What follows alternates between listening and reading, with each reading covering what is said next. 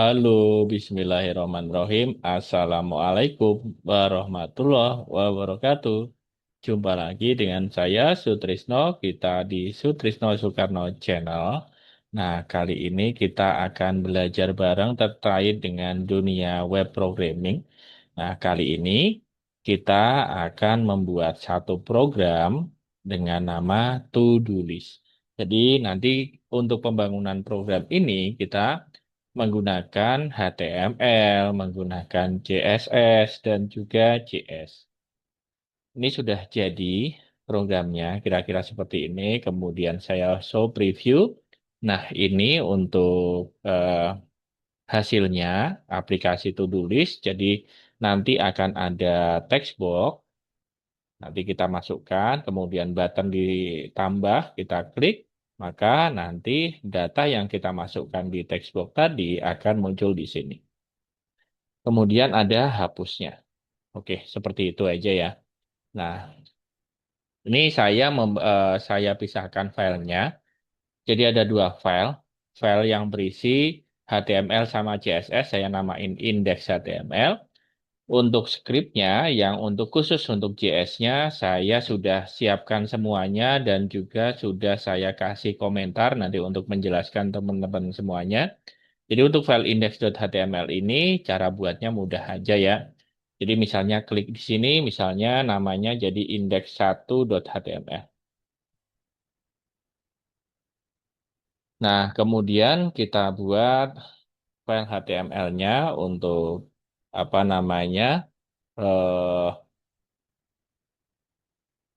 template teksnya ya. Jadi eh, tag-nya gitu maksudnya. Jadi di title-nya misalnya aplikasi to-do list.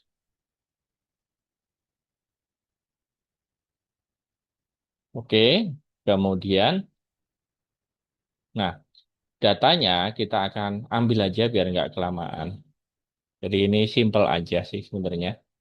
Jadi di sini di body-nya untuk kontennya, jadi ada heading 2 yang untuk header-nya ini.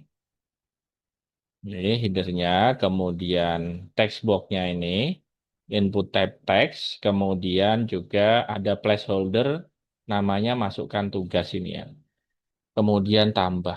Kemudian buttonnya ini saya namain dia tambah tugas. Nah ini yang perlu, yang kalau karena kita nanti akan pakai JavaScript, jadi ada namanya ID yang nanti akan dilinkkan ke JavaScript-nya. Sini. Script-nya script.js. Saya nggak bikin lagi. Kemudian UL ini, UL yang nanti akan ditambahkan namanya daftar tugas yang nanti muncul di sini, di bawahnya. Oke, CSS-nya nggak usah ya. Oke, nah kemudian script-nya gimana? Jadi, bisa close dulu, saya perbesar. Nah, nah, di sini kita akan membuat file dengan nama script.js. Ini hanya komentar ya, ini komentar-komentar aja supaya penjelasannya lebih enak. Jadi, array untuk menyimpan semua data tugas.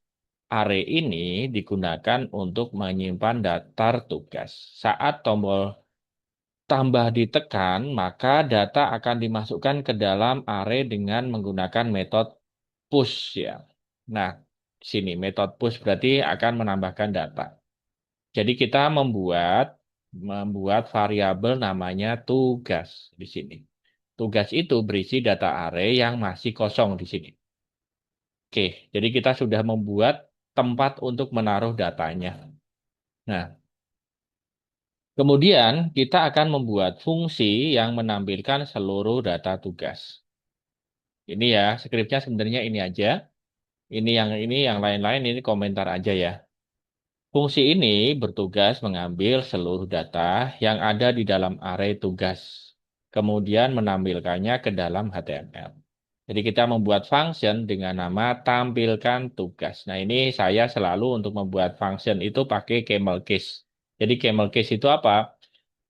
Untuk kata yang awal huruf kecil semua, kata yang Kedua, itu nggak pakai spasi, nggak pakai underscore, tapi pakai awal kata itu huruf besar gitu ya. Jadi functionnya namanya tampilkan tugas. Nah, di function tampilkan tugas ini, kita akan mengambil elemen HTML yang memiliki daftar tugas. Nah, kita membuat variabel namanya daftar. Daftar itu nanti akan mengambil elemen HTML yang memiliki ID daftar tugas di sini tadi. ID daftar tugas. Nah, ini.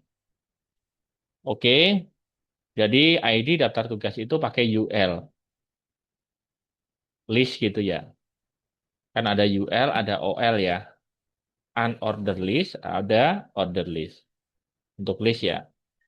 Nah, kemudian mengosongkan isi daftar terlebih dahulu tujuannya agar data lama tidak tampil berulang-ulang saat fungsi dipanggil.